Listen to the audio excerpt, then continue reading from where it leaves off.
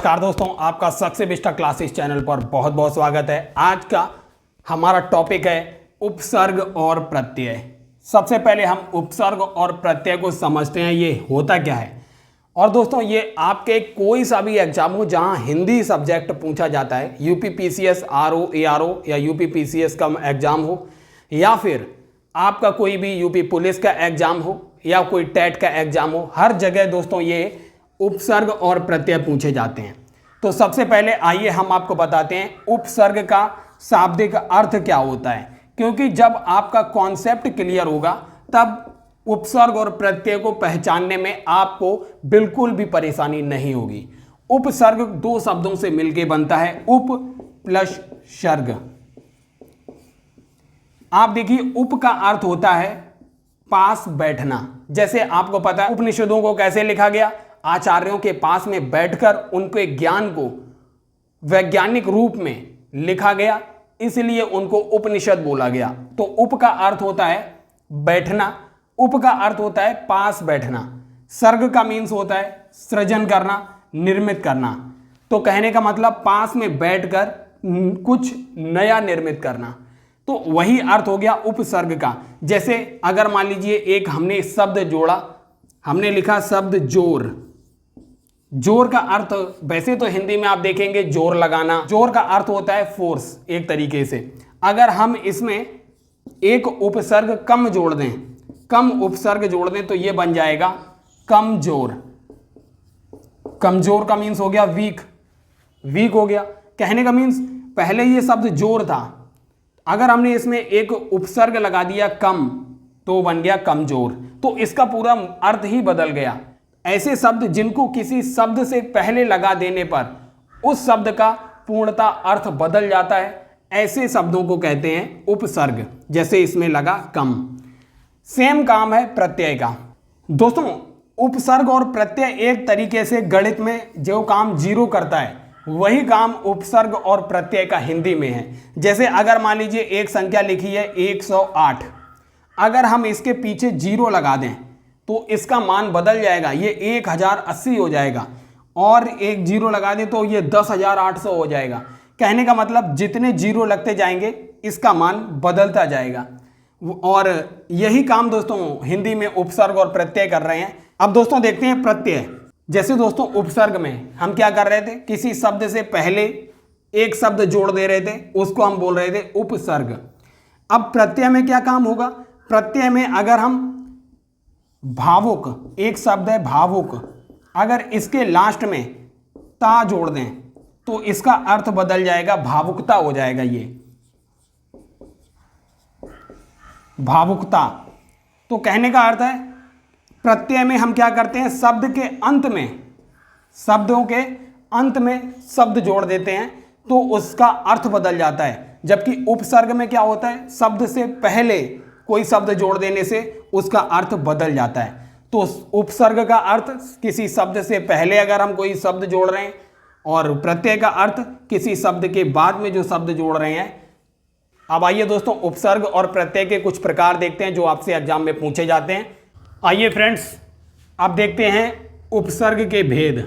उपसर्ग के भेद दोस्तों क्या हैं। दोस्तों हम कुछ संस्कृत भाषा के उपसर्ग पढ़ेंगे, हिंदी भाषा के उपसर्गों को देखेंगे, उर्दू, अरबी और फारसी जो विदेशी भाषाएं हैं इनके भी उपसर्ग आपसे एग्जाम में पूछे जाते हैं, और अंग्रेजी भाषा के भी कुछ उपसर्ग हैं, हम उनको भी देखेंगे। तो आइए दोस्तों सबसे पहले हम संस्कृत के कुछ वो महत्वपूर्ण उपसर्ग आपको बताते हैं जो आपके एग्जाम में लगातार पूछे जाते रहे हैं। आइए दोस्तों अब हम कुछ संस्कृत भाषा के उपसर्ग देखते हैं। आ उपसर्ग का अर्थ होता है अभाव। आपको अभाव का अनुभव होगा वहां पर। जैसे अगर हम सत्य के पहले आ उपसर्ग लगा दें तो सत्य का अभाव मतलब असत्य। ऐसे ही हिंसा से पहले अगर हम आ उपसर्ग लगा दें तो मतलब हिंसा का अभाव, अहिंसा। अब दूसरा उपसर्ग है हमारा अति। जहां भी अति उपसर्ग लगेगा दोस्तों वहां अधिक उसका अर्थ होगा अधिक। जैसे अगर कोई चीज प्राचीन है, अगर उससे पहले अति लग जाए तो इसका मतलब वह अधिक प्राचीन हो जाएगी, अति प्राचीन। ऐसे ही अगर कोई चीज अधिक है और वह अधिक से भी ज्यादा अधिक हो जाए तो उसके आगे अति लगा देंगे तो मतलब अत्यधिक।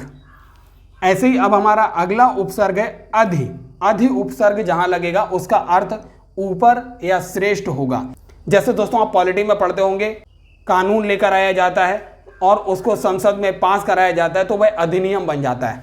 तो अधिनियम का मतलब एक तो हमारा संविधान है, पहले से ही नियम कानून है, उसके ऊपर कोई अगर कानून आता है, इसका मतलब अधि लगाने से क्या बन जाएगा, अधि प्लस नियम, अधिनियम बन जाता है। मतलब अधि जहां उपसर्ग लगता है श्रेष्ठ या ऊपर। अब आइए दोस्तों देखते हैं कुछ हिंदी के उपसर्ग देखते हैं। हिंदी में जैसे आप देखें अधु उपसर्ग का प्रयोग किया जाता है, इसका भाव जो निकल कर आता है आधा, आधा निकल के आता है। जैसे अधमरा, आधा मरा हुआ, अध कचरा, आधा कच्चा। तो ये उपसर्ग अध जहां लगता है वहां अध का अर्थ होता है आधा, और ये हिंदी में प्रयोग होता है। अब देखते हैं अन। अन उपसर्ग जहां लगता है वहां अभाव होता है चीजों का। जैसे अनपढ़ मतलब पढ़ाई का अभाव, अनपढ़। अन उपसर्ग का मतलब अभाव आपको मिलेगा। अब अगला देखते हैं उन। उन जहां पर लगता है वहां एक कम भाव निकलता है, वो एक कम का भाव निकलता है। जैसे 29, 29, 29 का मतलब 30 से एक कम। ऐसे ही 59, 60 से एक कम। तो इस तरीके से उनका अर्थ होता है एक कम। अब अगला उपसर्ग है पर। पर का भाव जो निकल कर आता है वह दूसरा, दूसरा निकल कर आता है। जैसे पर निंदा मतलब दूसरे की निंदा, पर निंदा, पर जो उपसर्ग लगा है इसका मतलब दूसरे का भाव आ रहा है, दूसरे की निंदा, पर निंदा। अब आइए दोस्तों देखते हैं कुछ उर्दू, अरबी और फारसी के उपसर्ग। दोस्तों अब देखते हैं उर्दू, फारसी, अरबी के कुछ उपसर्ग जो आपके एग्जाम में पूछे जाते हैं। जैसे एक उपसर्ग है अल, कई बार पूछा गया है ये। इसका भाव निकल कर आता है निश्चित। जैसे अल गरज। अल गरज का मीन्स सामने वाले की गरज जो है वो निश्चित ही है, तो इसीलिए शब्द प्रयोग होता है अल गरज। अगर सामने वाला मजबूर है तो उसके लिए प्रयोग होता है अल गरज, मतलब वह उसकी गरज निश्चित है। अब देखते हैं अगला एन। एन शब्द ये आपने दैनिक जीवन में कई बार प्रयोग किया होगा। एन वक्त, एन मौका। एन जहां भी शब्द प्रयोग होता है उसका भाव निकल कर आता है ठीक, अर्थात एन वक्त, ठीक वक्त, एन मौका, ठीक वक्त, ठीक मौका। अब अगला उपसर्ग है खुश। जैसे उपसर्ग ये प्रयोग होता है खुश दिल, खुशनुमा। एक और उपसर्ग है बद। बद उपसर्ग का अर्थ होता है बुरा। कई बार पूछा गया है दोस्तों ये। जैसे बदनाम, बुरा नाम हो गया आपका, तो वहां पे बदनाम शब्द प्रयोग होता है। ऐसे ही बद्दुआ, किसी को बुरी दुआ देना, तो बद्दुआ हो गई। बद शब्द जो होता है उसका भाव निकल कर आता है किसी को बुरा करना, अर्थात जैसे बद्दुआ किसी को बुरी दुआ देना, किसी के नाम को बुरा करना, बदनाम करना। अब आइए दोस्तों देखते हैं प्रत्यय। हम आपको बता चुके हैं कि इन्हीं शब्दों के पीछे जो शब्द लगाए जाते हैं उनको प्रत्यय कहते हैं, जिससे शब्द का अर्थ बदल जाता है। दोस्तों प्रत्यय दो प्रकार के होते हैं, एक होता है कृत प्रत्यय, दूसरा होते हैं तद्धित प्रत्यय। कृत प्रत्यय का अर्थ होता है जो धातुएं होती हैं हिंदी में, मतलब क्रियाएं, क्रियाओं के पीछे जो प्रत्यय लगते हैं उनको कृत प्रत्यय कहते हैं। और जो प्रत्यय संज्ञा और सर्वनाम के पीछे लगते हैं उनको तद्धित प्रत्यय कहते हैं। तो ये बेसिक अंतर है। कृत प्रत्यय का अर्थ क्रियाओं के पीछे लगने वाले शब्दों को कृत प्रत्यय कहते हैं, और तद्धित प्रत्यय का मतलब संज्ञा सर्वनाम के पीछे लगने वाले जो प्रत्यय होते हैं उनको तद्धित प्रत्यय कहते हैं। अब जैसे दोस्तों हमारी एक क्रिया है सजाना, तो अगर सज में अगर हम आवट जोड़ दें, सज में आवट जोड़ दें तो क्या बन जाएगा, सजावट।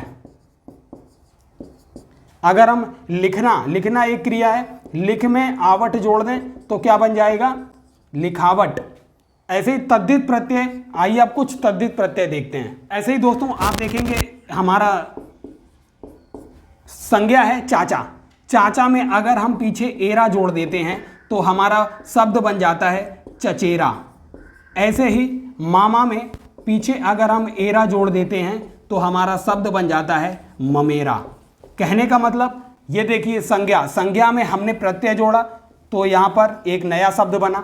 ऐसे ही हमने क्रिया में एक प्रत्यय जोड़ा तो हमारा एक नया शब्द बना। तो प्रत्यय दो प्रकार के होते हैं, कृत प्रत्यय, इनको कृत प्लस अंत। आप देखेंगे कृत में जो दोस्तों जो कृत प्रत्यय होते हैं इनको कृदंत भी कहते हैं। कृदंत इनका कहा जाता है। और तद्धित प्रत्यय के अर्थ हो गया, हमने संज्ञा और सर्वनाम के पीछे जो प्रत्यय लगाए उनको तद्धित प्रत्यय कहते हैं। दोस्तों ये थी हमारी प्रत्यय और उपसर्ग के बेसिक कॉन्सेप्ट की क्लास। आने वाली वीडियो में हम जितने भी आपके एग्जाम के पॉइंट ऑफ व्यू से इंपॉर्टेंट उपसर्ग और प्रत्यय होंगे और प्रीवियस ईयर में पूछे गए होंगे, वो सारे के सारे हम लेकर आएंगे। तो इसी प्रकार सक्सेस विस्टा क्लासेस चैनल को देखते रहिए और वीडियो को लाइक एंड शेयर करते रहिए। धन्यवाद।